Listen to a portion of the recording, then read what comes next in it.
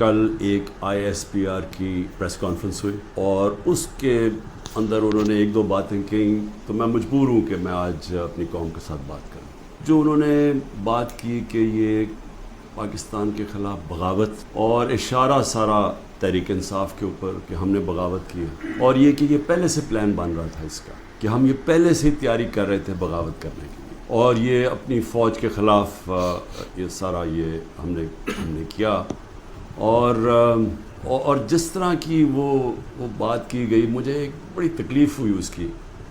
تو میں نے کہا کہ میں آج اپنی قوم کے سامنے ذرا 2-3 پوائنٹ رکھوں کیونکہ جب ایسی بات کی جاتی ہے تو اس کا جواب دینا بڑا ضروری ہے. دیکھیں اب یہ موقف آ گیا ISPR کا اور پاکستان کی اسٹیبلشمنٹ کا کہ تحریک انصاف نے بغاوت کی. اب یہ دوسرا بھی ایک موقف ہے, یہ ہمارا بھی موقف ہے, یہ میرا موقف ہے, میری پارٹی کا موقف ہے کہ ہمارے خلاف پوری کانسپریسی کی گئی, ہماری گورنمنٹ گرائی گئی جبکہ پاکستان کی تاریخ میں 2 سالوں میں آخری ہمارے 2 سالوں میں بہترین معیشت اوپر جا رہی تھی. اس گورنمنٹ کو گرایا گیا ایک سازش کے تحت. تو یہ ہم کہہ رہے ہیں کہ ملک سے غداری ہوئی. 25 مئی کو ہمارے ساتھ جو ہوا کسی پولیٹیکل پارٹی سے ایسا نہیں ہوا کہ وہ لانگ مارچ کر رہی ہے اور 2 دن پہلے گھروں میں گھس کے اٹھائے جا رہے ہیں لوگ.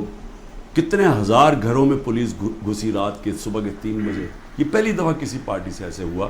جب ہم 30 بائی الیکشنز جیت گئے 37 میں سے, باوجود اس کے کہ پوری اسٹیبلشمنٹ کی سپورٹ تھی یہ 12 جماعتوں کی, میرے اوپر قاتلانہ حملہ ہوا, مجھے قتل کرنے کی کوشش کی گئی. میں اپنی FIR نہیں کٹوا سکا, یہ بھی سازش تھی کیونکہ وہ طاقتور لوگ بیٹھے ہوئے تھے, میں کچھ نہیں کر سکا. پھر جو JIT بنی پنجاب کی ہماری گورنمنٹ تھی, اس نے جو چیزیں سامنے لے کے آئیں, جب وہ چیزیں سامنے آ رہی تھی کہ 3 شوٹر تھے ایک کی بجائے, وہ JIT کو سیبوٹاج کیا طاقتور لوگوں نے.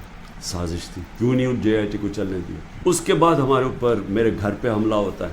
ہم ایشورٹی بانڈ جب دے رہا تھا میں کہ جناب میں وہاں 18 مارچ کو اسلام آباد کے جوڈیشل کمپلیکس میں جاؤں گا, کوئی قانونی جواز نہیں تھا میرے گھر پہ. 24 گھنٹے حملہ کیا اور وہ شورٹی بانڈ بھی نہ لے پولیس کیونکہ انہوں نے مجھے اغوا کرنا تھا. یہاں سے یہاں لوگوں کو زخمی ہوئے, سارا دن گھر اندر بیٹھ نہ سکے, 24 گھنٹے ٹیئر گیس قبروں کے اندر. کبھی کسی لیڈر سے ایسے نہیں ہوا. 18 مارچ کو پھر میرے اوپر ایک قاتلانہ حملہ ہوتا ہے. اللہ کا کرم ہے کہ میں بچ جاتا ہوں. سارا وہاں اوپر ISI نے اس کو ٹیک اوور کیا ہوا تھا, جو جوڈیشل کمپلیکس ہے.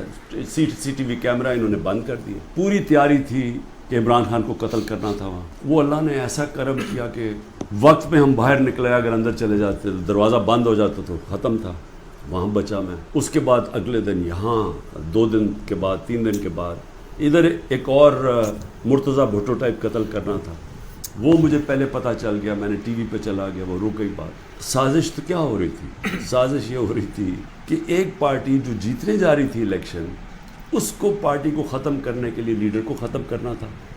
اور پلان تب سے ہی بنا ہوا تھا. کیسز شروع ہو گئے تھے مہینوں کے اندر. جیسے 70 سال میں ایک آدمی کے اوپر ایک کرمنل کیس نہیں ہوتا, چند مہینے میں آج 170 سے زیادہ کیس ہو چکے ہیں. سب سے بڑی پارٹی کو ختم کرنے کا مطلب جمہوریت ختم کرنا, اور جمہوریت ختم کرنے کا مطلب آزادی ختم کرنا.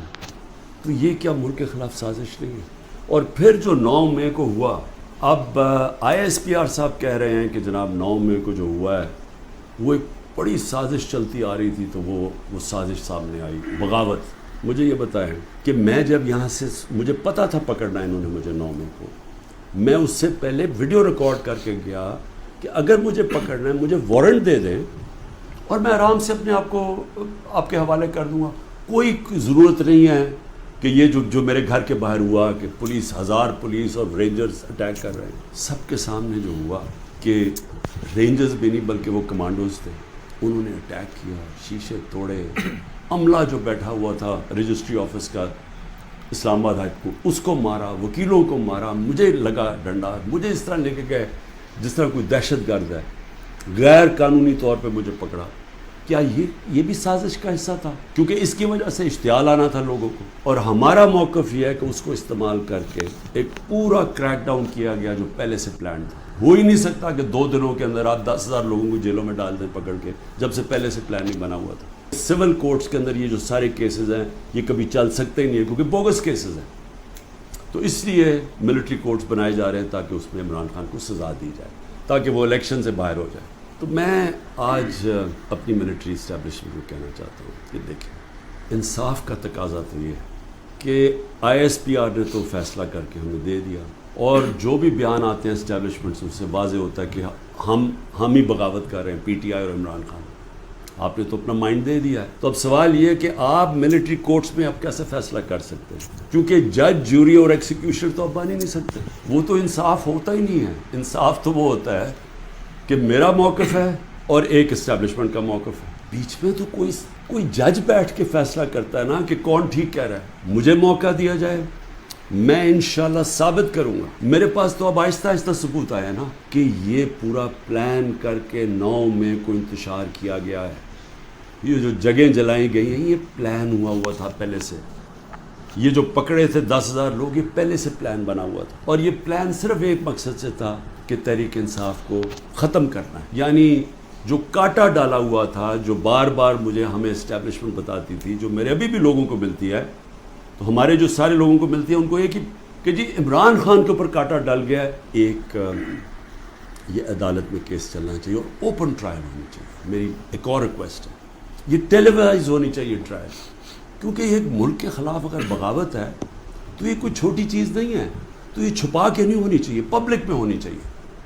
سارے جو آپ کہتے ہیں کہ آپ کے پاس ثبوت ہیں آپ لے کے آئیں، جو میرے پاس ثبوت ہے وہ ہم لے کے آتے ہیں، قوم کے سامنے رکھیں، کیونکہ اگر اپنی فوج کے خلاف کوئی بغاوت کرتا ہے اس کو سزا ملنی چاہیے۔ نواز شریف کہتا ہے کہ ہندوستان کو کہ جی یہ پاکستانی فوج دہشت گردی کر رہی ہے ڈان لیکس میں، دوسری طرف واضح زرداری جا کے کہتا ہے امریکنوں کو کہ جی ایڈمرل منل کو، وہ حسین حقانی اس کا ایمبیسڈر کہتا ہے کہ ہمیں بچا لو پاکستانی فوج سے، امریکنوں کو کہتا ہے۔ وہ ٹھیک ہیں جن کے اربوں ڈالر باہر پڑے ہیں اور جو آج سارے مل کے، یعنی پاکستان میں انہیں کوئی جگہ نہیں ملی میٹنگ کے لیے، وہ باہر بیٹھے ہوئے سارے، اور عمران خان جو سب کچھ اپنا چھوڑ کے بیچ کے آج پاکستان ہے وہ غدار بن گئے۔ مجھے یہ بتائیں، میں پرائم منسٹر 3.5 سال تھا، مجھے ایک بتائیں میں نے نجی دورہ کیا ہو، پرائیویٹ وزٹ کی ہو؟ میرے بچے انگلینڈ میں تھے، 2 دفعہ مجھے برطانیہ کے پرائم منسٹر نے آفر کی کہ لنڈن آؤ، میں کیوں نہیں گیا؟ کیونکہ میں جب کوئی باہر کا دورہ کرتا تھا پہلے میں دیکھتا تھا میرے ملک کو اس کا کیا فائدہ ہے، کیونکہ جب ایک پرائم منسٹر باہر دورہ کرتا ہے پاکستان کے ڈالر خرچ ہوتے ہیں، ہمارا پیسہ خرچ ہوتا ہے، ہمارا مقروض ملک ہے۔ میں تو اپنے بچے تک نہیں گیا، نواز شریف 22 دفعہ نجی دورے کیے اس نے لنڈن کے جب وہ پرائم منسٹر تھا، آصف زرداری 50 دفعہ دبئی گیا جب وہ پریزیڈنٹ تھا، اور ملکوں کے علاوہ۔ تو آج مجھے تکلیف یہ ہے کہ یہ جو لوگ اوپر مسلط کیے ہیں، جو دبئی بیٹھ کے پاکستان کے فیصلے کر رہے ہیں، یہ محب وطن ہیں، اور میں اور میری جماعت ان کو غدار کہا جا رہا ہے۔ یہ جو انڈیا کا اور اب امریکہ کا جو جوائنٹ ڈیکلریشن آئی ہے اور جو سمجھوتا ہوا ہے ڈیفنس میں، نیوکلیئر میں، آرٹیفیشل انٹیلیجنس ٹیکنالوجی میں، یہ اب پاکستان میں بہت آ گئی، ہمارے معاشی حالات بالکل ہی جدھر پہنچ گئے ہیں، اس سے ایک امبیلنس پیدا ہو گیا ہے۔ آج ہندوستان جس طرح نریندر مودی نے تکبر میں باتیں کی ہیں، آج وہ ہمارے سے اپنے آپ کو بہت طاقتور اب سمجھتے ہیں، اور جب انہوں نے کہا نا کہ اپنے بوجھ میں گر رہا ہے، وہ اپنے بوجھ میں گرنے نہیں دیں گے۔